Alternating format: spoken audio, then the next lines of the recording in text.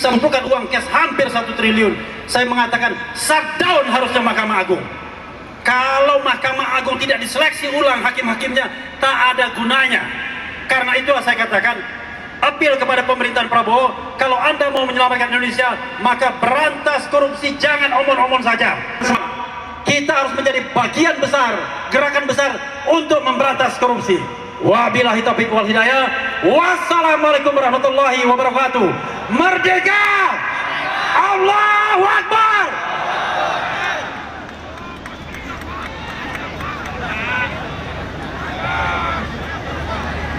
Bismillahirrahmanirrahim. Selanjutnya Dr. Hanif, kita beri kesempatan sambutan dari pakar hukum dan tata negara, ya. Dr. Refli Harun, Aktivis penjaga konstitusi, Dr. Refli Harun. Kemudian sambutan Dari aktivis Timur Tengah dan Palestina, yaitu Ustadz Oke. Ustadz Oke, Yang mana beliau juga salah Jadi satu pejuang pimpinan Gaza, pusat Palestina. daripada Matraul Anwar. Satu lagi Habib, sambutan aktivis pemerhati sumber daya alam, Dr. Marwan Batubara. Dari namanya saja sudah sangat sumber daya alam beliau. Iya. Dr. Marwan Batubara. Punya tambang nggak ya? Dr. Marwan Batubara, jangan berebut gara-gara tambang batubara ya. Ustadz Oke, pejuang Palestina yang tadi pimpin aksi di depan Kedubes Amerika ya sore tadi. Kita mulai dari Dr. Refli Harun. Dr. Refli Harun terlebih dahulu. 5 menit, 5 Oke. menit. Keren, cadas, saudara. 5 menit ya, saya buka timer 5 menit. Saya mau contohkan bagaimana bicara 5 menit itu. Assalamualaikum warahmatullahi wabarakatuh. Keren cadas. Pertama-tama saya mengucapkan terima kasih atas undangan panitia. Itu satu. Yang kedua, saya ingin appeal terhadap 212 ini. Saya bukan orang yang pertama kali ikut, tetapi berharap 212 akan senantiasa ada sampai kapanpun. Tetapi mudah-mudahan bisa bermimikri menjadi festival Islam terbesar di dunia. Setuju? Jadi jangan cuma sekedar begini saja orasi, tapi bermimikri menjadi sebuah festival Islam terbesar di dunia. Ada seni, ada budaya, macam-macam. Ya. Ada ekonomi di situ. Jadi nanti potensi umat akan tergali di sana. Tidak hanya level nasional, tapi juga internasional. Itu dua. Yang ketiga, saya diminta bicara mengenai konstitusi dan pemberantasan korupsi. Kita tegakkan konstitusi, kita berantas korupsi. Jadi kawan-kawan semua, bapak-bapak dan ibu sekalian, salah satu prinsip konstitusi adalah equality before the law. Kesamaan di depan hukum. Jadi siapapun harus tunduk di bawah konstitusi yang merupakan permufakatan tertinggi bangsa ini. Jadi kalaupun Anda wakil presiden misalnya, ya, saya garis bawahi, kalaupun Anda wakil presiden, tetapi kalau Anda melanggar konstitusi, tidak lagi memenuhi syarat sebagai wakil presiden, maka Anda wajib dimakzulkan. Setuju dimakzulkan? Setuju dimakzulkan? Saya ngomong begini ada dasarnya, ya, tidak ngawur. Dasarnya adalah kalau pendidikannya ternyata di kemudian hari dibuktikan tidak memenuhi syarat, ijazah SMA-nya tidak jelas, maka wajib dimakzulkan. Amin. Berikutnya adalah konstitusi itu juga mengandung perlindungan terhadap warga negara. Ada yang namanya kebebasan berserikat, berkumpul, mengeluarkan pendapat baik secara lisan maupun tulisan. Jadi kalau ada peneliti meneliti sebuah dokumen publik, tiba-tiba dia ditersangkakan, maka apakah negara kita menjadi negara demokrasi yang baik? Baik atau tidak? Karena itu siapapun yang menersangkakan orang yang sedang meneliti sebuah dokumen publik yang sudah digunakan selama 10 tahun dan kemudian dia dijadikan tersangka, siapapun dia, zalim. Sekali lagi ikuti saya, zalim. Dan terakhir, soal pemberantasan korupsi, kawan-kawan semua, ibu-ibu dan bapak sekalian, tidak bisa langkahnya biasa saja. Langkahnya cuma kemudian melihat satu kasus diselesaikan dan lain sebagainya. Tidak bisa. Korupsi di Indonesia adalah korupsi yang sistemik. Karena itu saya apel kepada pemerintahan Prabowo, jangan cuma memberantas korupsi biasa-biasa saja. Harus luar biasa. Ketika ditemukan ada seorang maklar di Mahkamah Agung bernama Zarub Rikar yang bisa mengumpulkan uang cash hampir 1 triliun. Saya mengatakan shutdown harusnya Mahkamah Agung. Kalau Mahkamah Agung tidak diseleksi ulang hakim-hakimnya, tak ada gunanya. Karena itulah saya katakan, apel kepada pemerintahan Prabowo, kalau Anda mau menyelamatkan Indonesia, maka berantas korupsi, jangan omon-omon saja. Bersihkan lingkaran Anda dari para koruptor. Bersihkan lingkaran Anda dari penegak-penegak hukum, aparat-aparat hukum yang korup. Lakukan reformasi yang sebaik-baiknya di kepolisian, di kejaksaan, di KPK, dan semuanya, termasuk birokrasi. Karena itu kita doakan semua, kita harus menjadi bagian besar, gerakan besar untuk memberantas korupsi. Wabillahi taufiq wal hidayah. Wassalamualaikum warahmatullahi wabarakatuh. Merdeka! Allahu Akbar! Dan yang kita tunggu-tunggu, sebelum tausiah dari Imam Besar, terakhir satu lagi penyampaian amanat juang 212. 212 dari siapa saja? Kita panggil tokoh kita. Yang pertama Bang Egy Sujana. Kemudian kita panggil juga Ustadz Alfian Tanjung. Kemudian Dr. Andri Kurnia. Kemudian Ustadz Asep Saripudin. Kemudian Dr. Rizal Fadilah. Ini kayaknya nama pernah muncul di TV nih ya. Kemudian Dr. Badrudin Subahi. Kemudian dari GNI, Gerakan Nasional Anti Islamophobia, Ustadz Abi Taki. Dan pejuang hukum kita Bang Haji Mihdan. 8 orang. Mohon maaf, berjejer 8. Bagian masing-masing sudah ditandai. Kita akan berikan kesempatan untuk membacakan amanat juang 212. Sekali lagi, hanya membacakan, tidak boleh menambah, mengurang, apalagi berkomentar. Setelah pembacaan ini kita akan langsung dengarkan sambutan dan amanat dari Imam Besar. Takbir! Allahu Akbar. Siap terus ngaji? Siap sampai selesai? Takbir! Yang pertama Bang Egy Sujana memulai dari atas sampai poin 1. Terima kasih. Bismillahirrahmanirrahim. Assalamualaikum warahmatullahi wabarakatuh. Panitia Reuni Akbar Mujahid 212 tahun 2025. Amanat juang Reuni Akbar alumni 212 bahwa lahirnya Republik Indonesia tidak bisa dilepaskan dari perjuangan umat Islam.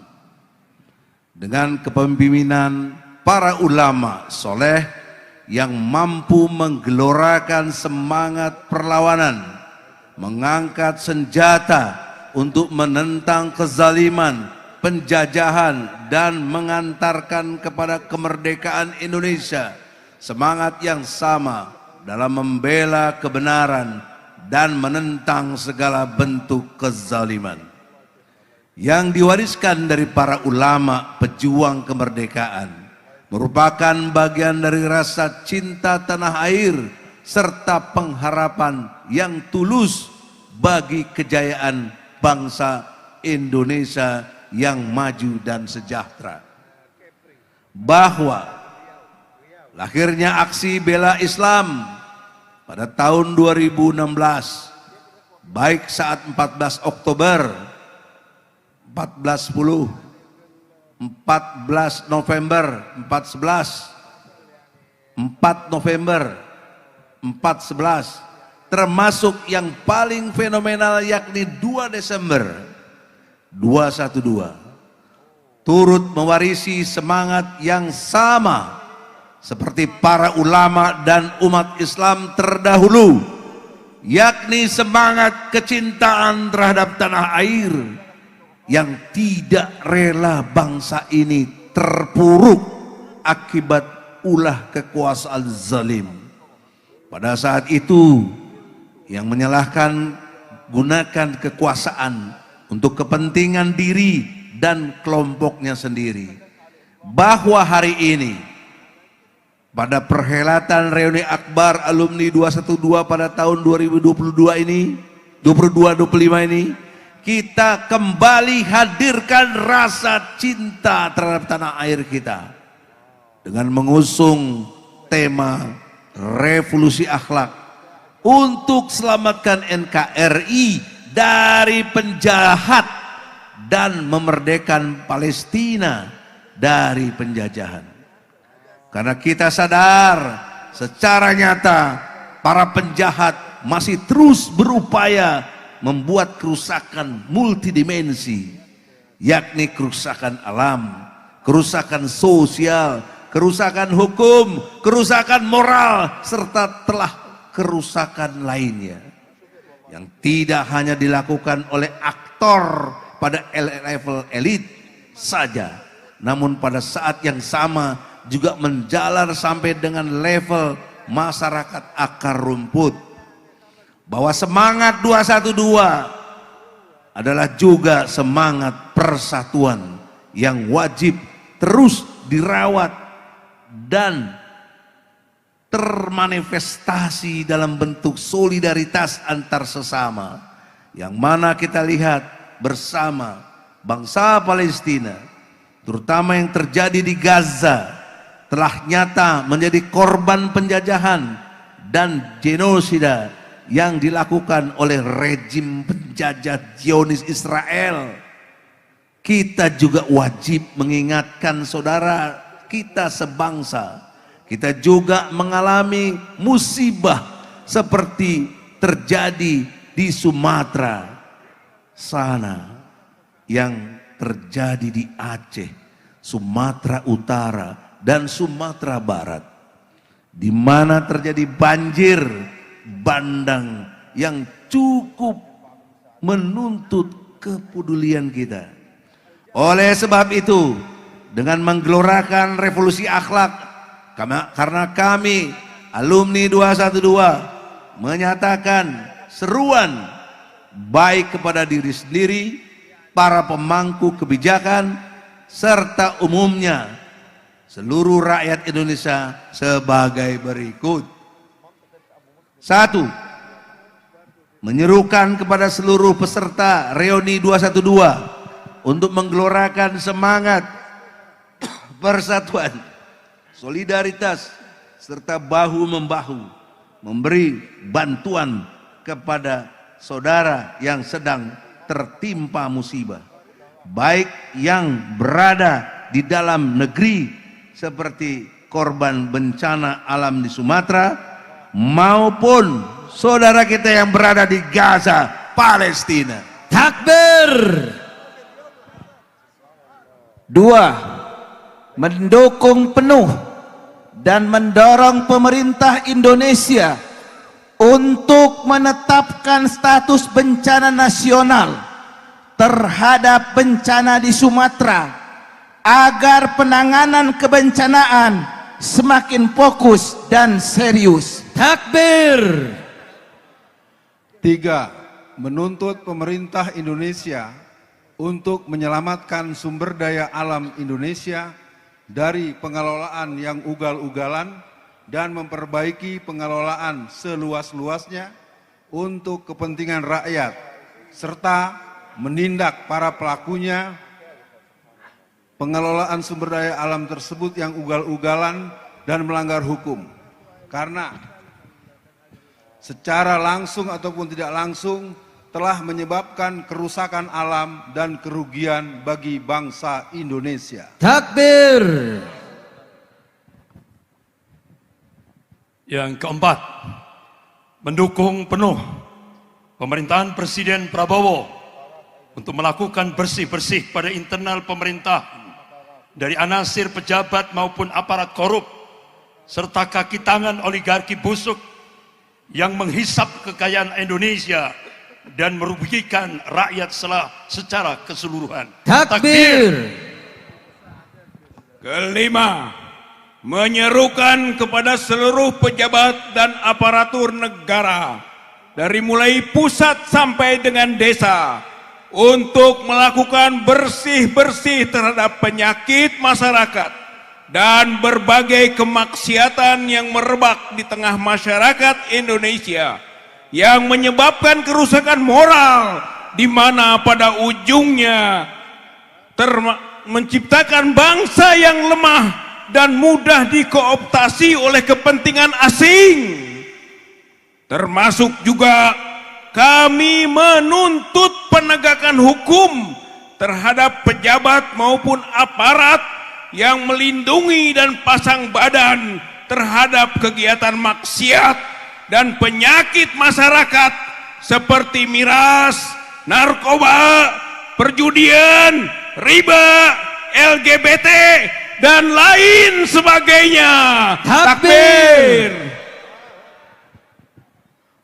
Menyerukan kepada seluruh rakyat Indonesia dan juga para ulama, pejabat maupun aparatur negara lainnya untuk meningkatkan kewaspadaan dan kesiapsiagaan bangkitnya jejaring PKI, Partai Komunis Indonesia, serta paham Islamofobia yang senantiasa merongrong kehidupan berbangsa dan bernegara.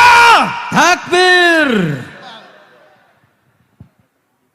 Yang ketujuh, menyerukan pemerintah Indonesia untuk mengupayakan alternatif solusi bagi usaha kemerdekaan rakyat Palestina dengan membangun kerjasama antar negara-negara Islam lewat penguatan organisasi kerjasama Islam dan pembentukan fakta pertahanan negara-negara Islam yang dengannya dapat dibentuk suatu wadah negara-negara Islam saling menjaga satu sama lainnya dengan gabungan kekuatan militer termasuk kepada rakyat Palestina yang sedang dizolimi oleh pemerintah Zionis Israel. Takbir. Allahu Akbar. Yang kedelapan, menyuruhkan kepada seluruh umat Islam untuk bersatu dan merapatkan barisan demi menyongsong kejayaan umat Islam yang dengannya pula akan menjadi kejayaan bagi Indonesia tercinta ini. Demikianlah amanat ini kami sampaikan. Semoga Allah Subhanahu wa taala meridhoi usaha baik kita ini dan semoga kita selamat dari para penjajah. Amin ya muhibas saidin. Jakarta, 2 Desember 2025 Masehi atau 11 Jumadil Akhir 1447 Hijriah.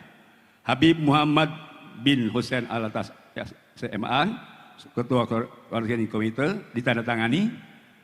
Kiai Haji Ahmad Sobdi Lubis SPDI, Ketua Steering Komite, ditandatangani. Takbir. Masya Allah. Takbir. Siap jalankan amanat juang. Siap terus kawal perjuangan. Siap. Takbir. Allahu Kita Akbar. ucapkan terima kasih banyak kepada tokoh-tokoh perjuangan kita. Mudah-mudahan mereka selalu dijaga oleh Allah Subhanahu wa taala.